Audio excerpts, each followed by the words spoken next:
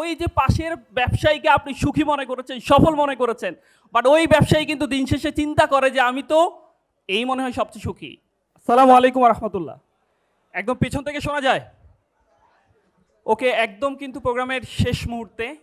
So আমি শুভেচ্ছা বক্তব্য দিতে আসছি আমার আমার খুবই পছন্দের বড় ভাই ইকবাল ভাইয়া। সো ভাইয়া আমাকে বললো যে মাহমুদ আইসো। আমি আসলে মূলত শেখার জন্য আসছি। সো আপনাদের কাছ থেকে অনেক কিছু শিখলাম। কি শিখলাম সেটা আমি বলবো, 1-2 মিনিটে বলে ফেলবো। নাম্বার 1, আমার কাছে পৃথিবীর সবচেয়ে কষ্টের 2টা কাজ। একটা হচ্ছে কারো জন্য রমনার বটমূলে বাদাম নিয়ে অপেক্ষা করা।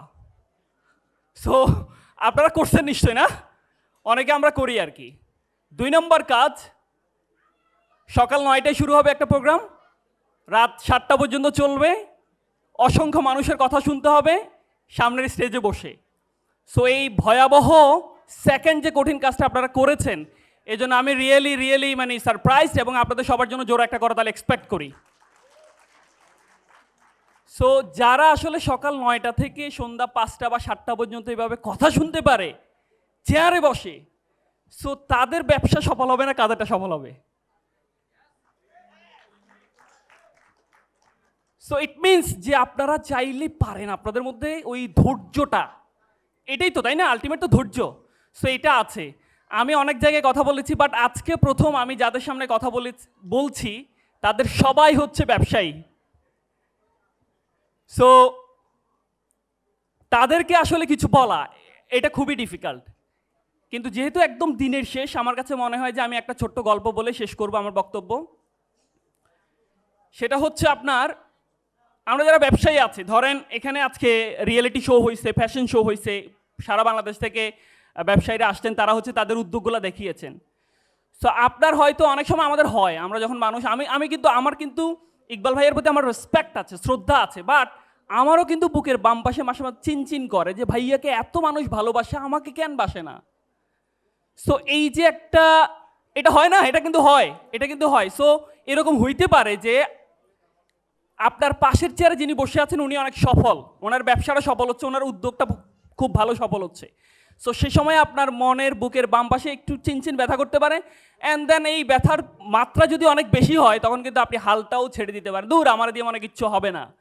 সো তাদের উদ্দেশ্যে আমি একটা ছোট্ট 1 লাইনের একটা গল্প বলবো, যে আমরা যখন ফজরের নামাজ পড়ে বের হই তখন দেখবেন বাজারের যেই জায়গাটাতে অনেক ময়লার বাগার থাকে তারের উপরে বসে আছে কাক। কে বসে থাকে? কাক বসে থাকে।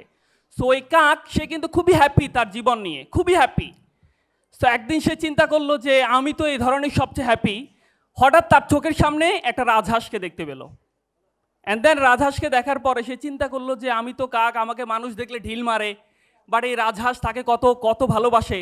সো রাজহাঁস মনে হয় পৃথিবীর সবচেয়ে সুখী পাখি। অ্যান্ড দেন রাজহাঁসের কাছে গেলাম, আমা তোমাকে দেখলে তো আমার অনেক সুখী মনে হয়, আমার তো সুখ নাই, আমার তো ব্যবসা চলে না, আমার তো প্রোডাক্ট বা আমার সার্ভিস কেউ কিনে না। দেন সে রাজহাঁসের কাছে গিয়ে বলল যে তোমার সুখের রহস্য কি? রাজহাঁস তখন বলল যে মামা সব ঠিকঠাক আছে, আমিও তোমার মতো আমার নিজেকে সবচেয়ে সুখী ভাবতাম যতক্ষণ আমি টিয়া পাখিকে দেখছি। সো টিয়াকে দেখার পর থেকে আমার এখন ছটপট করে, আমার আর সুখ নাই। টিয়া তো চমৎকার মিষ্টি পাখি, সবাই কত ভালোবাসে, বাসায় রাখে, বাট আমাকে দেখলে শুধু ঢিল মারে। দেন ওই কাক টিয়ার কাছে গেল, গিয়ে জিজ্ঞেস করলো যে মামা তুমি কত চমৎকার, তোমার সুখের রহস্য কি? তোমাকে কেন এত ভালোবাসে মানুষ?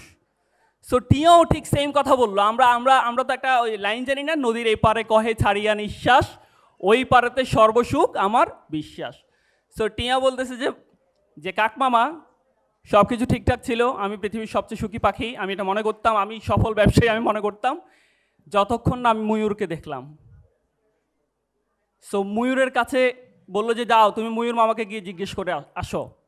সো ময়ূরের হচ্ছে মাল্টি ডাইমেনশনাল কালার থাকে, কত ফ্যাব্রিক, মানুষ কত ভালোবাসে তাকে, বাট ময়ূর থাকে কোথায়? ওই যে আমাদের মিরপুরের চিড়িয়াখানায়। সো সেখানে গেল কাক, কাক গিয়ে ময়ূরকে জিজ্ঞেস করবে যে তুমি কেন এত সুখী বা তোমার সুখের রহস্যটা বলো, বাট গিয়ে দেখতেছে যে অসংখ্য দর্শনার্থী ময়ূরকে দেখতে আসছে। সো অনেকক্ষণ সে অপেক্ষা করলো, করার পরে যখন সবাই চলে গেল তখন ময়ূরের কাছে গেল, গিয়ে বললো যে মামা আমি তো সুখী ছিলাম, বাট সবাই বলছে যে তুমি হচ্ছ সবচেয়ে সুখী, আমার এখন ভাল লাগে না। সো তুমি একটু বলো যে তুমি আসলে কেন সুখী, বা বা বা তোমার সুখের রহস্য কি? সো দেন ময়ূর বলল যে আমি মনে মনে ভাবতাম আমি হচ্ছে এই ধরনের সবচেয়ে সুখী, বাট দেখো আমার এই সুখের কারণে, আমার এই সৌন্দর্যের কারণে মানুষ আমাকে খাঁচায় বন্দি করে রাখে। বাট তুমি একটা কাক, আমার তো মনে হয় পৃথিবীর সবচেয়ে সুখী পাখি হচ্ছে কাক, যাকে মানুষ কখনো খাঁচায় বন্দি করে রাখে না। তো দেখেন একদম গল্পের শুরুতেই ওই যে পাশের ব্যবসায়ীকে আপনি সুখী মনে করেছেন, সফল মনে করেছেন, বাট ওই ব্যবসায়ী কিন্তু দিন শেষে চিন্তা করে যে আমি তো এই মনে হয় সবচেয়ে সুখী। সো আপনাদের প্রতি আমার রিকোয়েস্ট, আমরা ইকবাল ভাইয়ার একটা চমৎকার কথা আছে, সবার আগে ভালো মানুষ হতে হবে। সো এই ভালো মানুষ হওয়ার জন্য, ভালো মানুষ হতে পারলেই কিন্তু আপনি ব্যবসায়ী সফল হন আর না হন, বাট সুখী হতে পারবেন। অনেক ধন্যবাদ। আসসালামু আলাইকুম রহমতুল্লাহ। নিজের বলার মতো গল্প হাজার হাজার বছর ধরে কাজ করুক। আসসালামু আলাইকুম রহমতুল্লাহ।